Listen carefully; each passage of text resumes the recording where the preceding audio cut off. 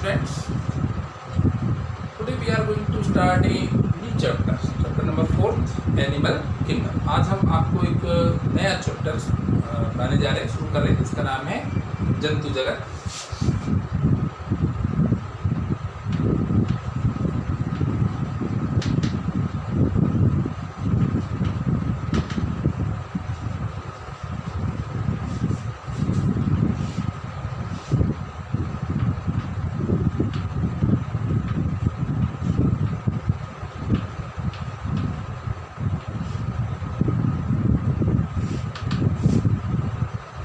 Animal kingdom.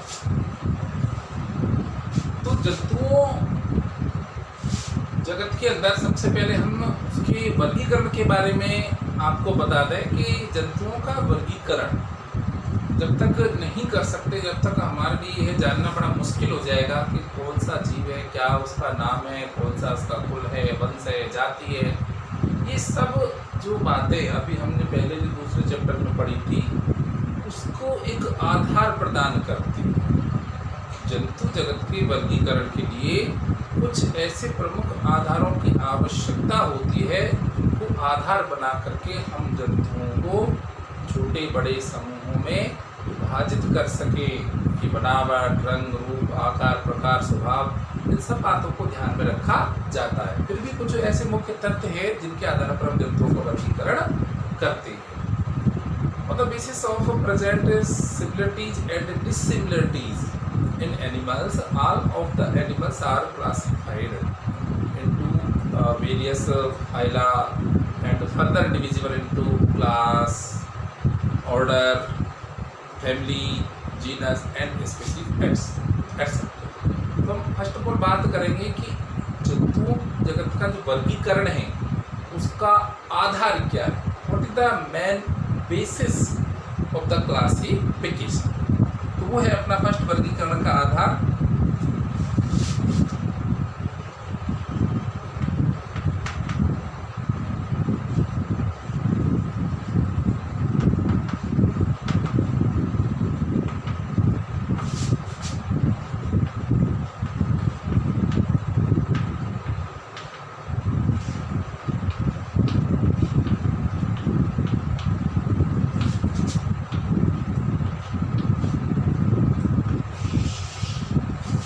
वर्गीकरण का आधार।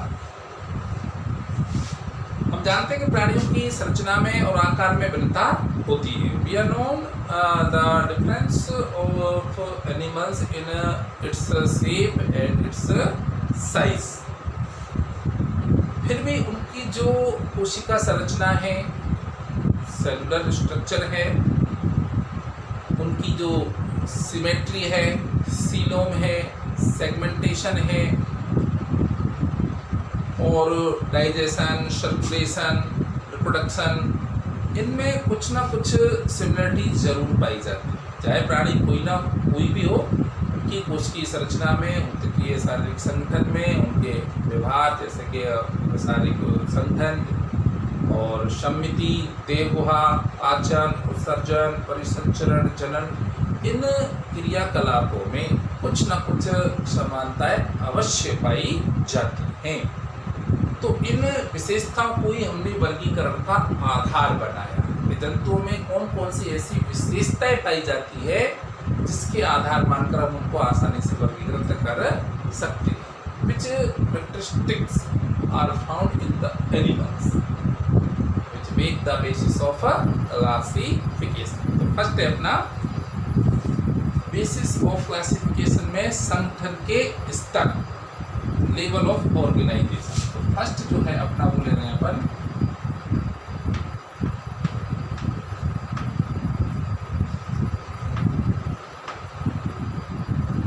Level of organisation.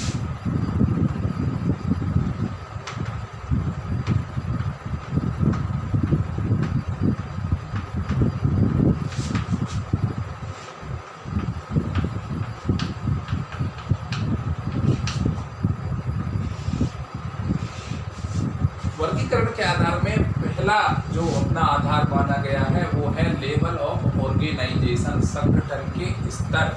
कि भिन्न प्राणियों का जो देह है, शरीर है, वो किससे मिलकर के बना हुआ है। पूरा शरीर किन किन अंगों, ऊतकों, कोशिकाओं, तंत्रों से मिलकर बना होता है, उनको अपन बोलते हैं संगठन के स्तर। तो यहाँ से अपन शुरुआत करते हैं। फर्स्ट ऑफ ऑल है अपना कोशिकीय स्तर का संगठन। इस फर्स्ट पॉइंट है कोशिकीय स्तर का संगठन, सेलुलर ग्रेड ऑफ ऑर्गेनाइजेशन।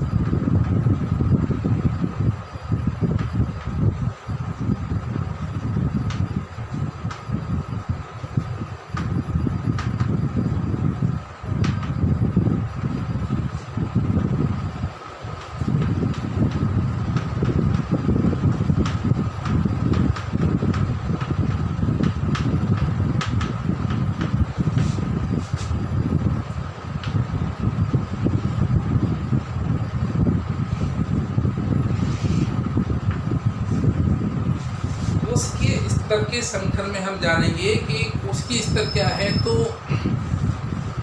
जंतुओं का एक संघ है पॉलीफेरा, जिसको अपन सामान्यतः स्पंज के नाम से जानते हैं। तो जितने भी पॉलीफेरा के सदस्य हैं स्पंज, उनका शरीर कोशिकाओं से मिलकर के बना होता है। यानी शरीर क्या है, केवल कोशिकाएं हैं।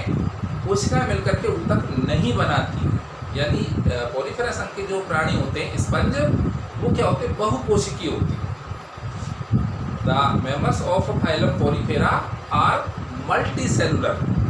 जो मल्टीसेलुलर होते हैं तो इसके अंदर जो सेल्स होती है वो क्या है, बिखरे हुए समूहों में पाई जाती है।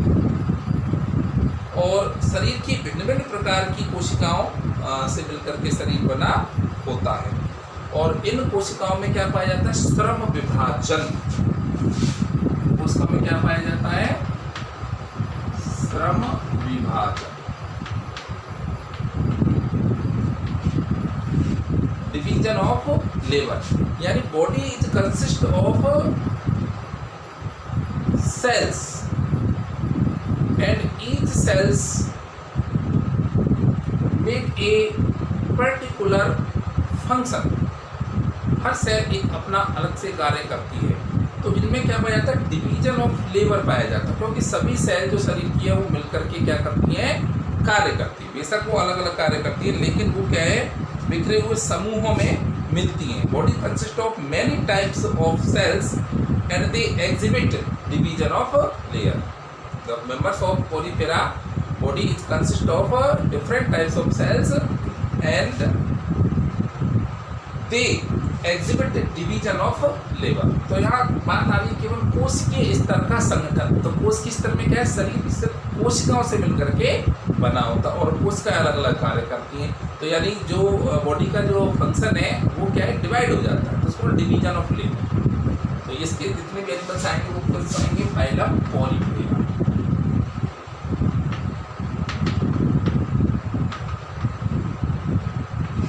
संघ पॉलीफेरा के सदस्य इसके अंतर्गत आते हैं। सेकंड नंबर चलते हैं ऊतकीय स्तर का संगठन, tissue grade.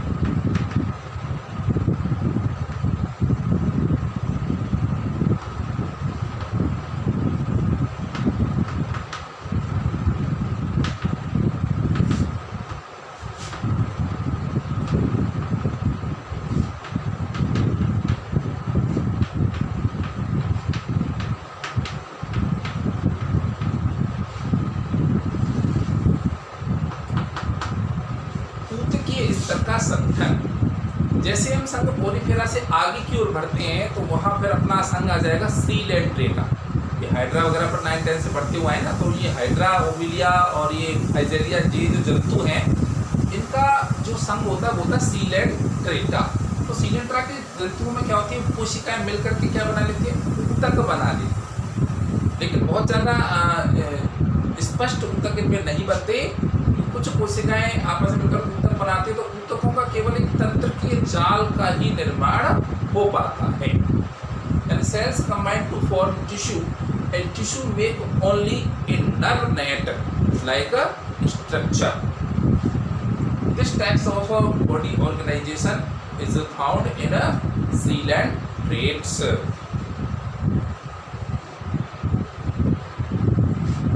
The group of similar cells perform a specific function. यहाँ जो कोशिकाओं का समूह जो टिश्यू बना रहा है, वो जो कोशिकाओं का समूह जो टिश्यू है वो एक विशेष कार्य को संपन्न करता है।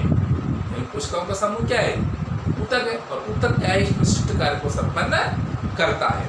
Similar cells to perform a specific function is called as tissue. तो इसके अंदर जो एग्जाम्पल आ जाएगा वो किसका आएगा?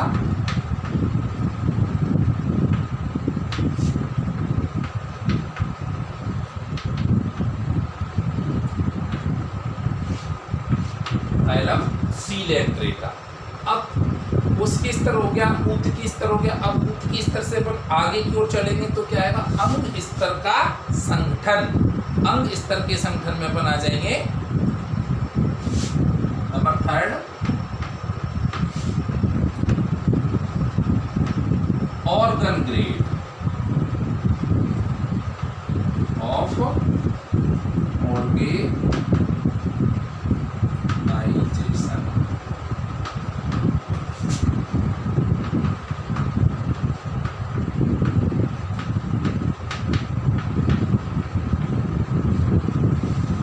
अंग स्तर का संगठन। अभी जो ऊपर के अपने पढ़े कोशिकीय स्तर, ऊतकीय स्तर, ये वो बहुत छोटे छोटे प्राणी हैं, इनमें अंगों का निर्माण नहीं होता है। लेकिन अब जो हम पढ़ने जा रहे हैं अंग स्तर का संगठन, इससे उच्च वर्ग के प्राणियों में ऊतक आपस में मिलकर के अंगों का निर्माण कर देते हैं, और प्रत्येक अंग एक विशिष्ट कार्य को संपन्न करता है। Further phylum, the member of the further phylums tissue combine to form organs, tissue combine to form organs, and each organ perform a particular function, and this types of body organization is called organ grade of organization। इस प्रकार का जो शारीरिक संगठन है, यानी शरीर किससे बना हुआ है? शरीर अंगों से मिलकर के बना हुआ है।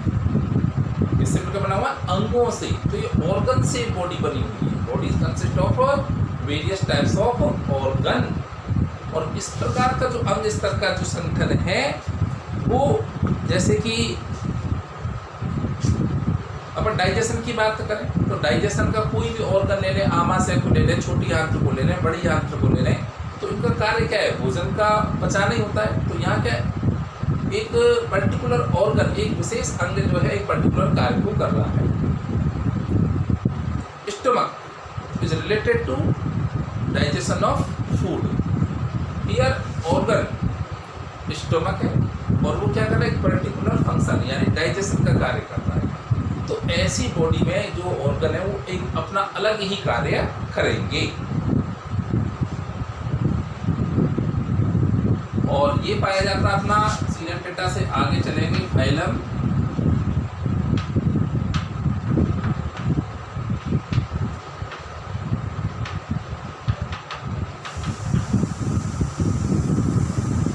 प्लेटीहेल्मिन्थी। ये जब हम क्लासिफिकेशन इसी चैप्टर में पढ़ेंगे तो ये सारे क्लियर हो जाएंगे। ये एक उच्च संघ है, इनकी तुलना में चपटे कृमि। इसमें वो जंतु आएंगे जो बिल्कुल चपटे कृमि होते हैं, लेकिन इन जंतुओं में अंग पाए जाते हैं। कोशिकाएं हैं, ऊतक है, ऊतक ने मिलकर के अंग बना दिया। तो ये वो संघ है, ये संघ के प्राणियों में विशिष्ट अंग पाए जाते हैं। अब इससे और आगे चलेंगे। अब विभिन्न अंग मिलकर के क्या बनाएंगे? तंत्र बनाएंगे। इससे आगे का जो स्तर होगा वो होगा अंग तंत्रीय स्तर का संगठन।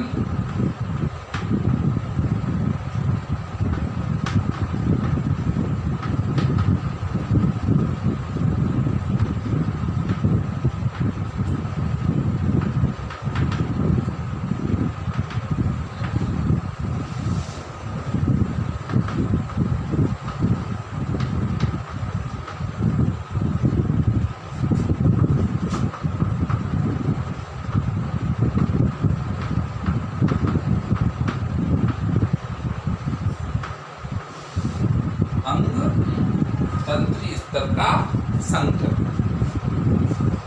प्लेटिहेल्मिन्थी से आगे के संघों में आता है अपना Annelida, arthropoda, Mollusca, Echinodermata, hemichordata और हम सब भी यानी कोडेटा। आगे के जितने भी उच्च संघ हैं एनिलिडा से लेकर के कोडेटा तक, इन सभी प्राणियों का जो शरीर होता है वो अंगों के साथ साथ तंत्रों से मिलकर के बना होता है। क्योंकि अंग मिलकर क्या बनाते हैं? तंत्र, पाचन तंत्र, जनन तंत्र, प्रसरण तंत्र, विसर्जन तंत्र, अध्यावरणी तंत्र, तंत्रिका तंत्र, यानी कितने सारे तंत्र होते हैं शरीर के अंदर। तो जो जंतु होते हैं उनका शरीर अंगों के साथ साथ अंगों से मिलकर तंत्र, अंग तंत्रों से मिलकर के बना होता है। और अंग तंत्र मिलकर के क्या बनाते हैं? बॉडी बनाते हैं, पूरे शरीर का निर्माण करते हैं। तो ऐसे स्तर को अपन बोलते हैं अंग तंत्र स्तर का संगठन।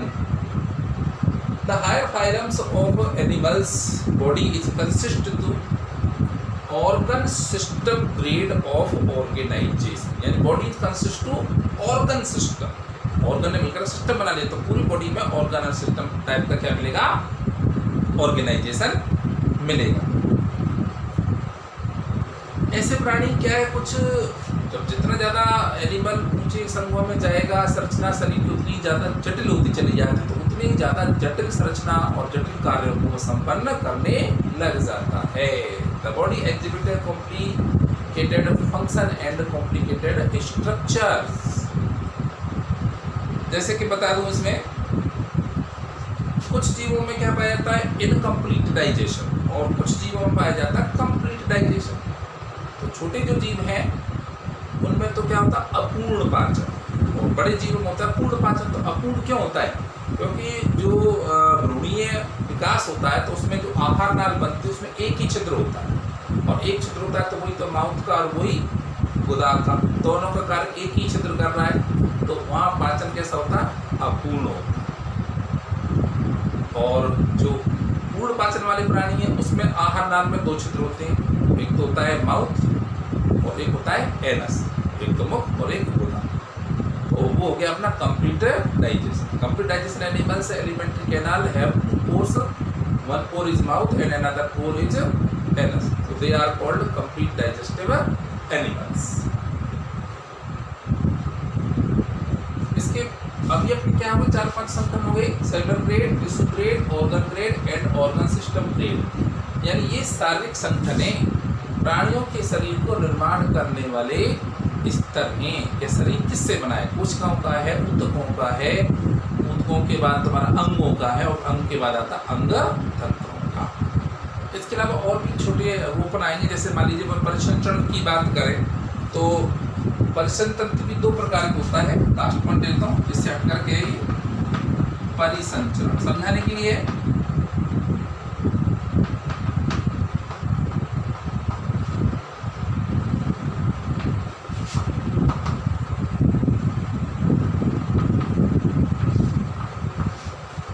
परिसंचरण अपन 9-10 पढ़ कर गए हैं। परिसंचरण रुधिर जो है हृदय से शरीर के विभिन्न भागों की ओर प्रवाहित होता है। अब हृदय से शरीर के विभिन्न भागों में वो उनके मध्य जो रिक्त स्थान है, ऊतकों के मध्य उन खुले स्थानों में बहता है, तब तो अपन उसको क्या बोलेंगे? Open type of blood circulatory system, यानी बिना वाहिनियों के रुधिर बहता है। तो ऐसे प्राणी जैसे कि अपने कीट होते हैं ना, आर्थ्रोपोड में टिड्डे वगैरह, मक्खी मच्छर वगैरह, कॉकरोच वगैरह, तो इनमें क्या है? रुधिर जो है हृदय से आकर के ऊतकों के मध्य में जो रिक्त स्थान होता है उनमें फ्लो होता है। Blood flow in the vacant places between tissue parts is called open type, यानी blood flow without vessels only between the tissue part. And when blood from heart to various body parts and organs within the vessels, and vessels are of 2-3 types: artery, veins and capillary। अगर रुधिर जो है हृदय से शरीर के विभिन्न भागों में वाहिनियों के मध्य बहता है तब उसको क्या बोलेंगे? बंद। वाहिनियां बंधित होती हैं तो बंद प्रकार का परिसंचरण तंत्र। धमनियां हैं, सिराएं हैं और केशिकाएं। तो इन छोटे छोटे जो मुख्य बिंदु हैं इनको हम जंतुओं के वर्गीकरण का आधार मान करके चलते हैं। तो ये भी हमने आपको एक ही पॉइंट क्लियर किया है, संगठन के लेवल ऑफ ऑर्गेनाइजेशन। आगे 1 सेकंड उसकी बात करेंगे भी।